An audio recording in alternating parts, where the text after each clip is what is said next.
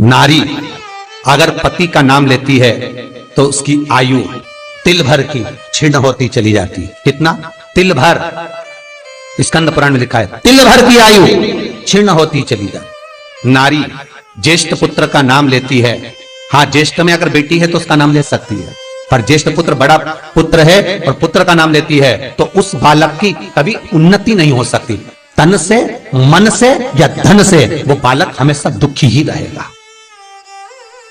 तुम दुनिया का सारा सपोर्ट कर दो, तुम चाहे अपनी प्रॉपर्टी बड़े बेटे के नाम कर दो, तुम चाहे पूरा दुनिया भर का सुख अपने बेटे के सामने लाकर खड़ा कर दो, तो भी अगर मां अपने बड़े पुत्र का नाम बार बार लेती है तो वो पुत्र या तो तन से या मन से या धन से दुखी ही मिलेगा, वो सुख नहीं पा सकता।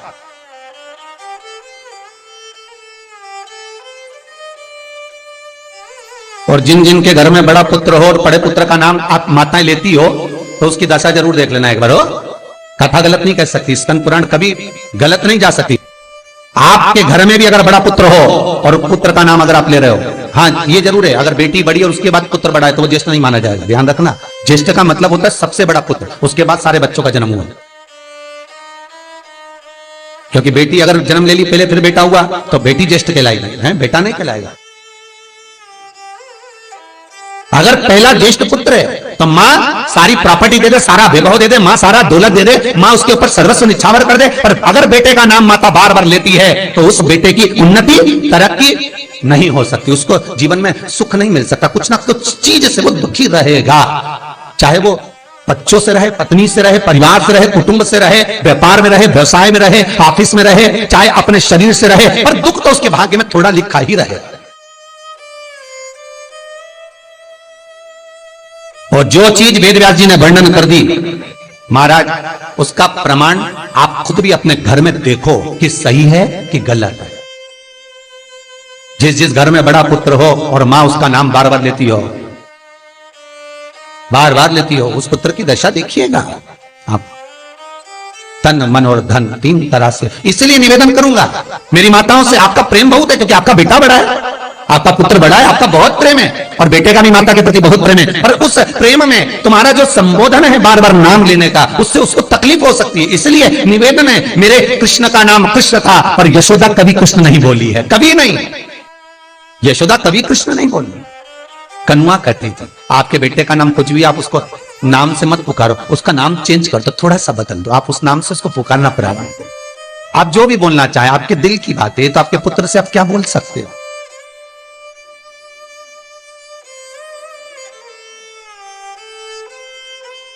मेरी कौशल्या मैया राम को केवल राम ही कहती थी।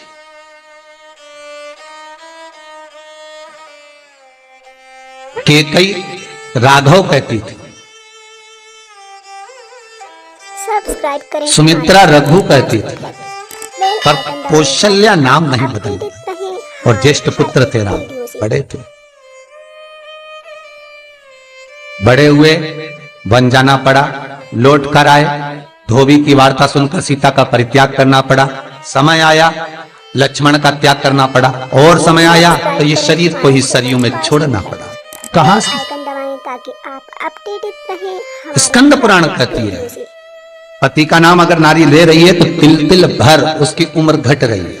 पर ना जाने माताओं को ऐसा क्या है कि वो आज का फैशन हो गया, ए राघव इधर आ, राघव गया। सब्सक्राइब करें हमारा चैनल। नाम लेने में तिल भर की आयु घट गई। आइकन दबाएं ताकि आप अपडेटेड रहें। ज्येष्ठ पुत्र का नाम लेने में उसकी समृद्धि, उसका जो वैभव है, उसका जो सुख है वो घट रहा है।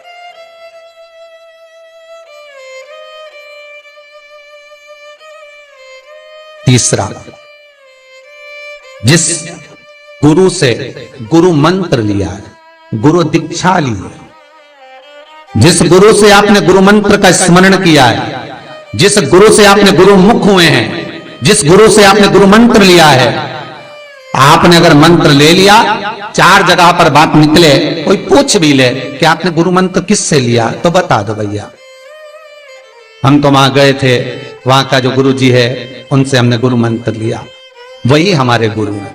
नाम का स्मरण ना करते हुए उसकी पहचान बताने का प्रयास करो, वो ऐसे वो वैसे वो वहां रहते, उसका स्मरण। गुरु का नाम लेने से क्या जाता है महाराज? शास्त्र कहता है गुरु जिसने मंत्र दिया उसका नाम मत लो, गुरु ने जो मंत्र दिया उसका नाम लो। बहुत ध्यान देना महाराज। दुनिया के लोग गुरु का नाम लेकर बैठे हैं, उन गुरु जी से मंत्र लिया था तो उन्हीं का नाम लिया जाए, श्री ये मान जी ये मान जी। अरे क्या नाम लेना,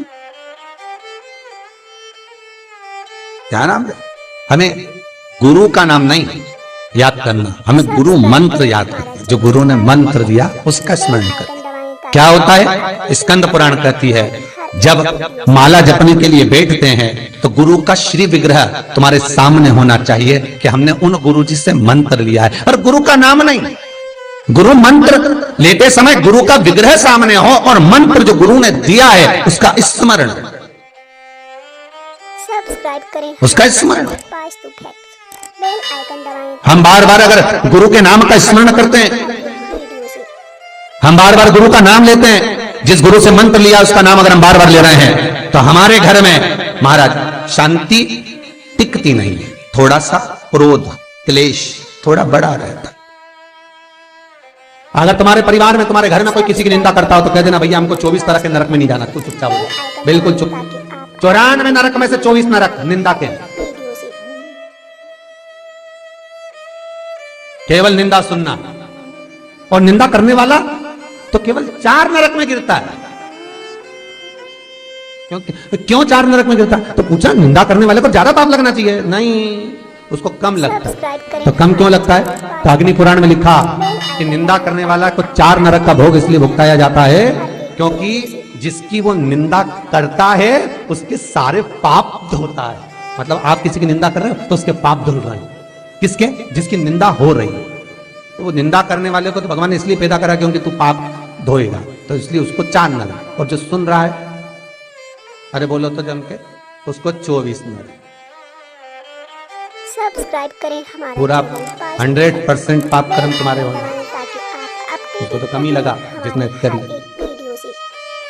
और जो सुन रहा है उसको ज्यादा लगा।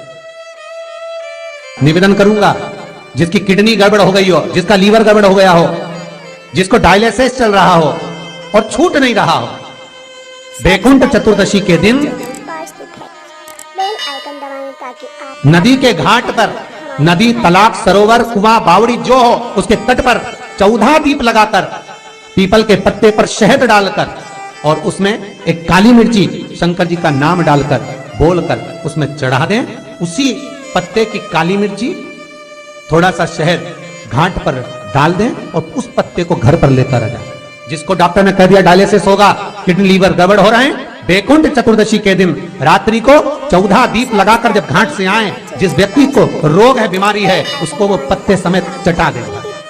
हमारे हर एक वीडियो से और फिर जाकर आप 8 दिन 10 दिन बाद जांच करवाओ, आपको उसका फल प्राप्त हो जाए। और विश्वास रखकर, क्योंकि हरि और हर मिलन कोई साधारण नहीं है।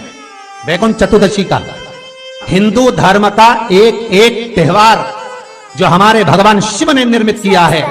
शंकर ने जिन वारों को बनाया, त्योहारों को बनाया, तिथियों को बनाया, घड़ी और पल बनाए, शिव महापुराण में सब लिखा है कि एक एक पल, एक एक घड़ी, एक एक तीर्थ का एक एक स्मरण जो करा गया है हमारे यहाँ त्योहारों का, तिथियों का, वारों का, नक्षत्रों का, ये शंकर ने करा। ये कोई सहज नहीं बना,